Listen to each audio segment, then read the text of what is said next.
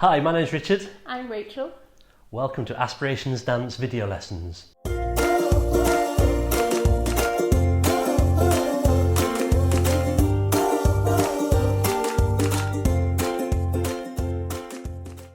So in this video, we're going to take a look at the turn technique in the Latin American dancing. So this will enable you to put in some of the basic turn work so you can enhance your dance very early on and have a lot of fun with it. Okay, we're going to talk about the concept of the turn in Latin American dancing. What's going to happen to create the turns? Now this will apply to both the lead and the follow, but in this video we're only going to be applying the turn for the follow in our basic work. But we might as well learn everything about the turns. We've got it then for all the future videos. So when we do a turn, we focus on the rotation of the body. So it's the body rotating that becomes the important part, not necessarily the feet. So we're going to start with the usual starting foot. So you see we're both getting our left foot ready. And what's going to happen is we're going to rotate the body and we're going to take a step forwards. So we rotate and we take a forward step. Now it's important to understand that that is just a forward step. You can see if I was to start from this position and step forwards there, I'm in the same position as I was a moment ago, matching where Rachel is now. So we'll return to position and then we'll assess that again. So you can see that there's going to be a rotation of the body and then the step happens. So we rotate the body and we step. Then we continue the rotation of the body into another forward movement. So we'll show you that. So we rotate and forwards. So the forward part of that is really important. Again, you'll see Rachel will stay in position, but if I was to come back into position and just take a step forwards on my right foot, you'll see I'm still in the same position. So it's understanding that we're using forward momentum or forward positioning to complete the turn. So we'll show you those two things happening again. So you can see it's all about the rotation of the body. So if we take that left foot and we rotate and take a step, and then we're going to rotate and move forwards, and then the final part of the move will be to rotate the body back to position. So we rotate and we step back into position. Now where the foot lands, I would say right now is not important. Don't worry too much about it. It could be a closing step, it could be a side step. The key part there is place the foot where it wants to go to stop you from falling over. That's far more important than whether you think you've got it right. But closing step or a little step to the side will be absolutely fine.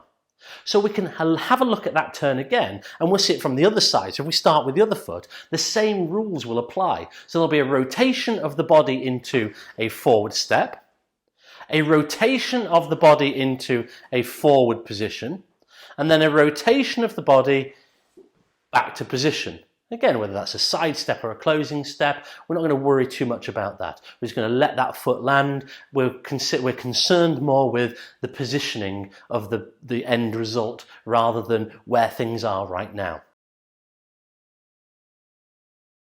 So when we look at that in our base hold, so here we are in base hold, what we see, now I'm going to just stand still for the time being. Now I'll talk about what the lead is going to do with the upper body work first of all.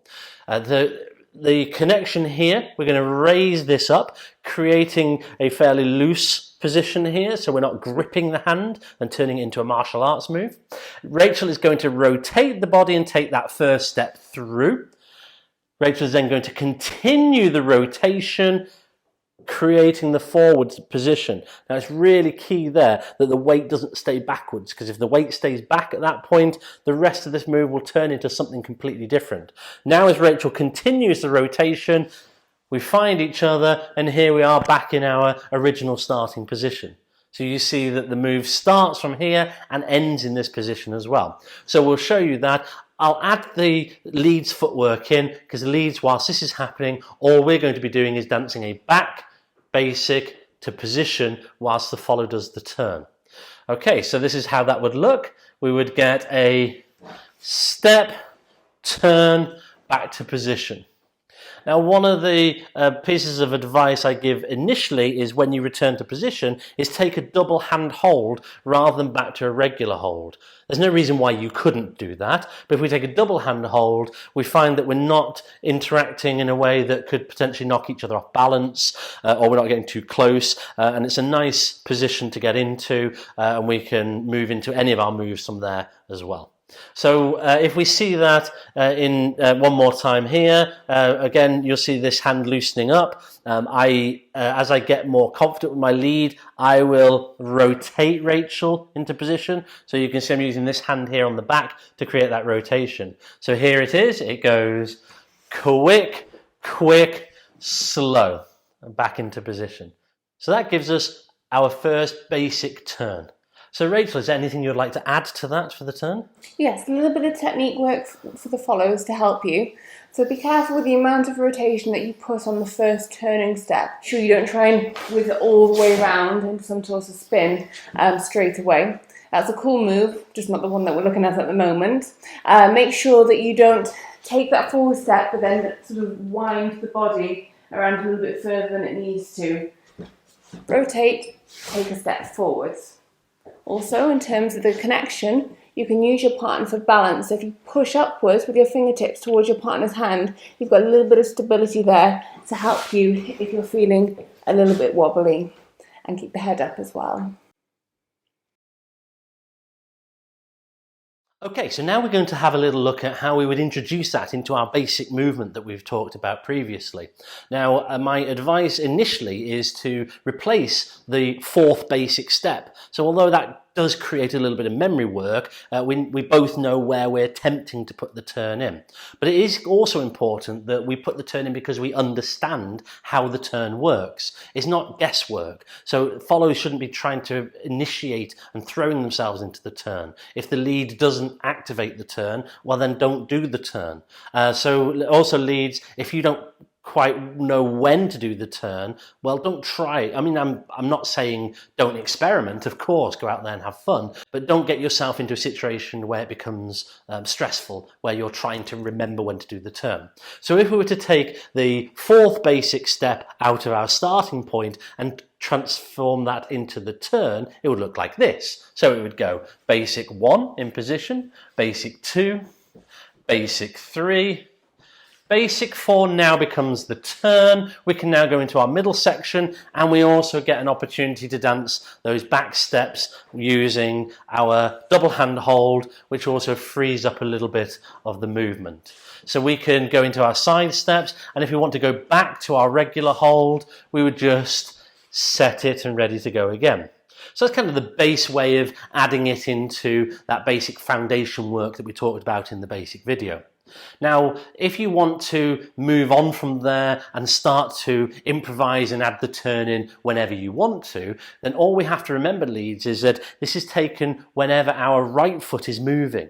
So there's nothing stopping us doing a basic into a turn, into a basic, into a turn, into the middle section also containing the turn, middle section also containing the turn. Even the end section, I do the side into the turn. You'll note I still step backwards there, although I could step to the side, but I probably want to maintain consistency. So we could apply turns in all the way through the dance, apart from the fact that your follow is probably not going to appreciate that, doing all of those turns. So unless follows you really enjoy turning, then let your partner know. Then I would recommend not doing it there, but applying it when you feel like turning. So again, we can now start to move away from the memory test part of the dancing. So we can just dance, apply a turn, move into a next step, and maybe apply another turn.